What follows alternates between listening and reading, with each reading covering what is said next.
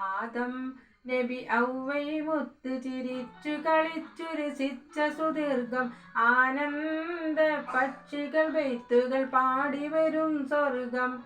നവനവ ചന്തം പുതുമകരന്തം ചിന്തിടു കായ്കനിയുടെ വർഗം.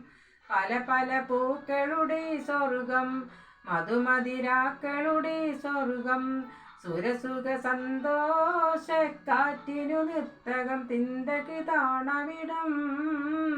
ആദം നബി ഔവയുമൊത്തു ചിരിച്ചു കളിച്ചു വസിച്ചു സുദീർഘം ആനന്ദ പക്ഷികൾ ബെയ്ത്തുകൾ പാടി വരും സ്വർഗം.